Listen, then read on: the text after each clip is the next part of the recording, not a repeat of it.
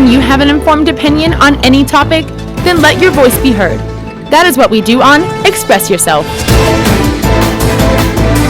Express Yourself is a production of the Drury University Department of Communication and the Drury University Debate Union, where we teach students the arts and skills of debating and then encourage them to apply those skills in various forms of civil discourse.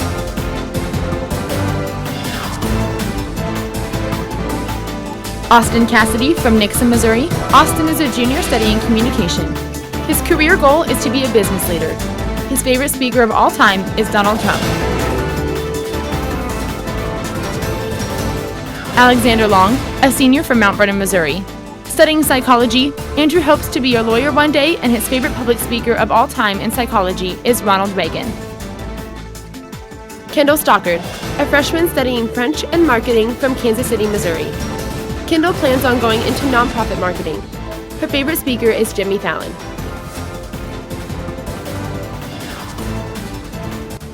From Liberty, Missouri, Mallory Penson, a freshman studying international business and economics. Her favorite public speaker is George W. Bush because he's so quotable. Our facilitator and moderator is Dr. Charlie DeBerry, director of the Drury University Debate Union.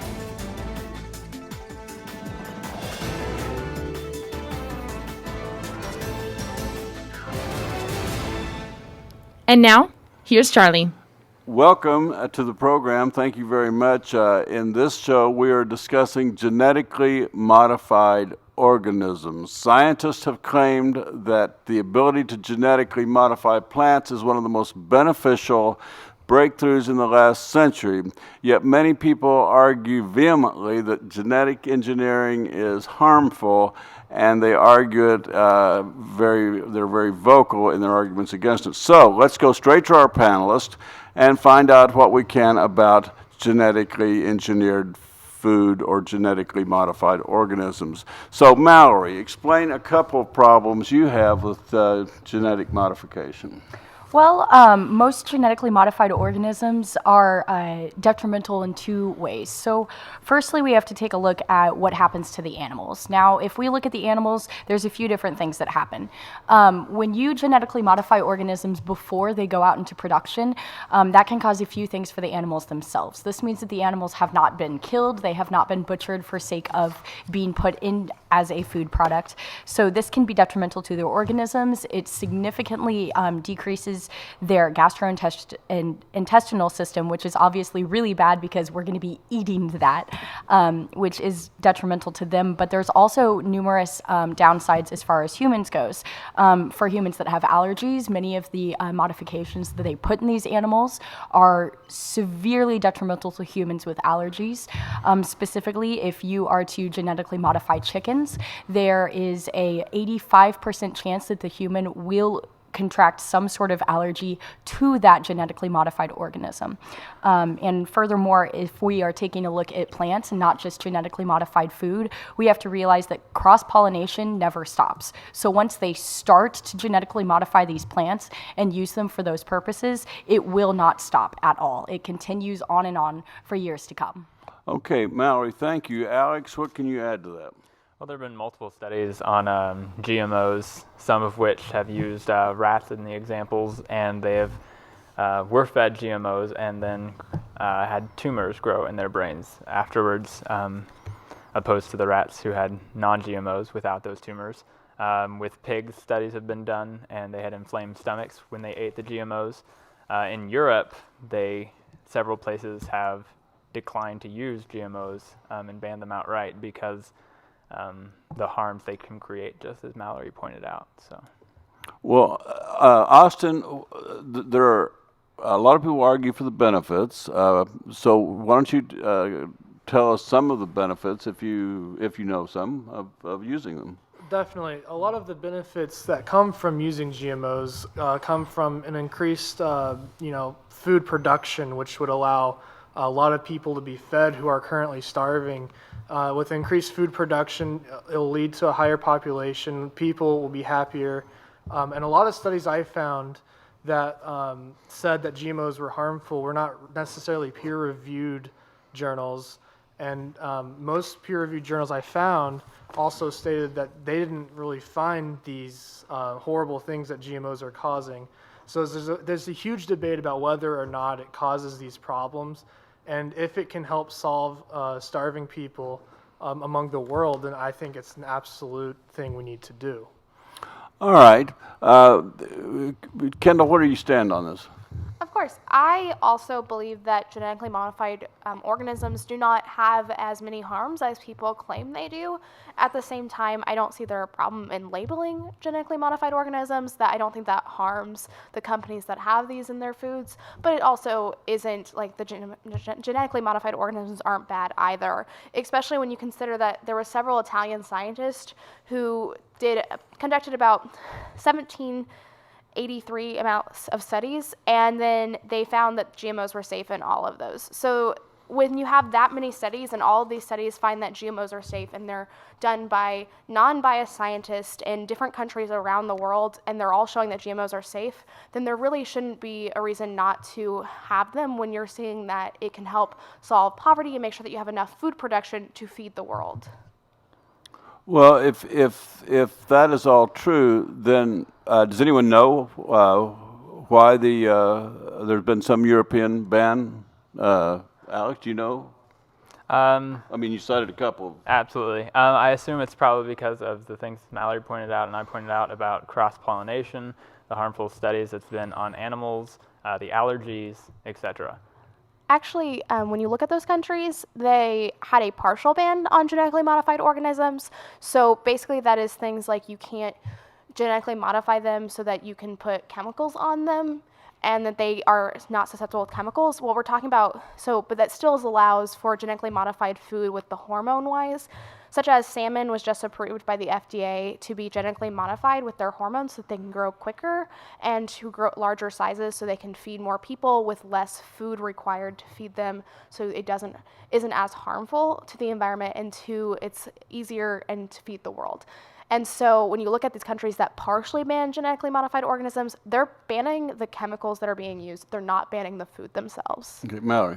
To bounce off of what Kendall just noted, we also have to be cognizant of the fact that many of these European countries that have done this partial ban don't actually have full oversight over these genetically modified organisms. Most of these manufacturers that are doing this modification are actually private-based companies, which means that the private sector doesn't have as much autonomy in regard to that oversight, or pardon me, the public sector does not. So like the government doesn't actually have any means of regulating this. So when there is a partial ban, it doesn't actually have anything to say about whether or not the genetically modified organism is or is not beneficial to be sold, which is why I believe that perhaps this would be a less controversial topic if the government had more autonomy to actually regulate these genetically modified organisms, because as it stands right now, there is almost no oversight.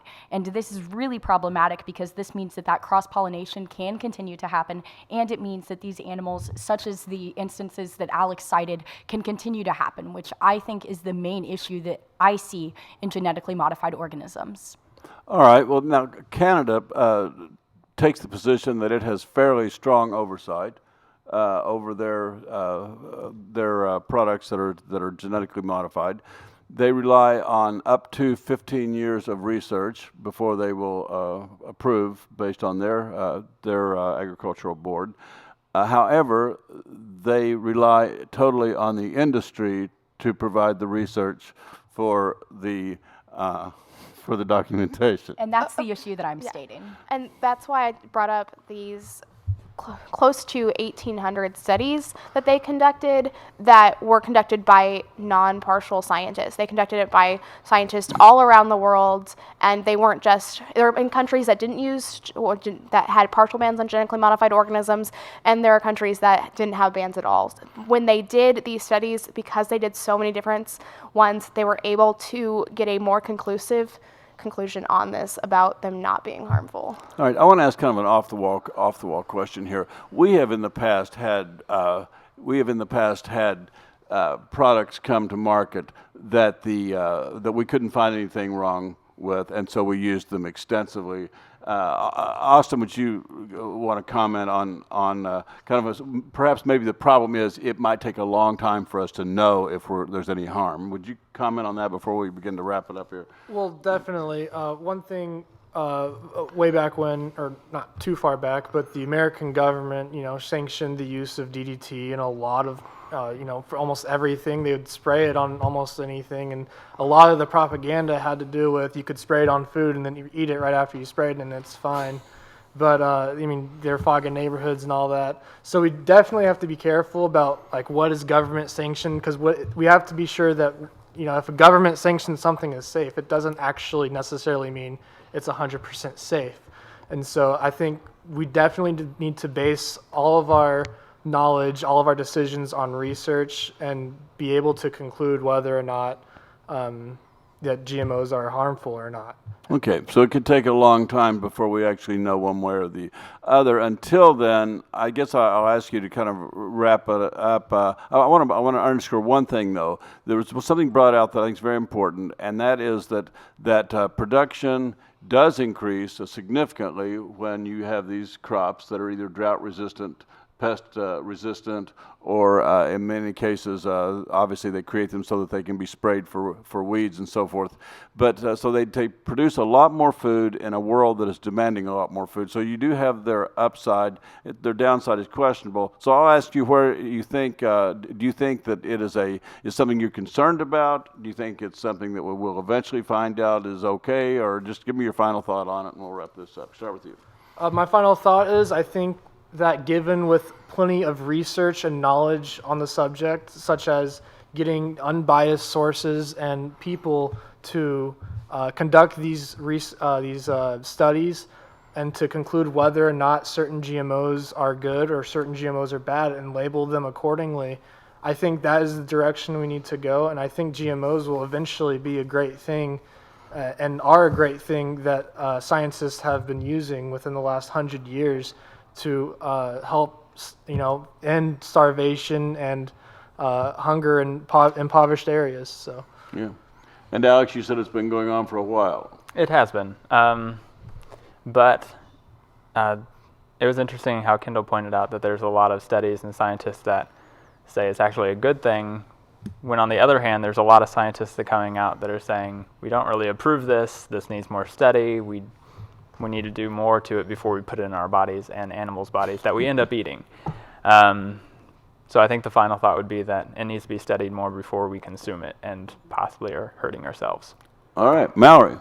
Bouncing off of what Alex said, I strongly believe that while there may be substantial evidence that states that GMOs are beneficial, I think that until there is a regulatory standard that can be enforced on at least a national level, so within the United States per se, perhaps similar to the program that Canada uses, until we can actually espouse that sort of legislation, I do not support GMOs for the sake that there's no regulatory standard as it stands right now, which means that the private industry has the autonomy to do whatever they wish with these genetically modified organisms. Okay, Kendall, you get the last word. Of course. I would just like to point out that everyone here is most likely eating genetically modified foods their entire life, and you basically, because all these scientists have found that there's no harms with them, I don't think that we shouldn't label them. I think that if you want to label them, you should. Nothing bad comes about by labeling them. I think if you think that there's a problem with it, that's your opinion, and you can decide not to buy them, but just you have to find non-genetically modified foods, and that's going to be very hard to do because most foods are genetically modified. All right. Well, thank you very much, panelists. You did a great job, as usual. And thank you, viewers, for tuning in to today's session.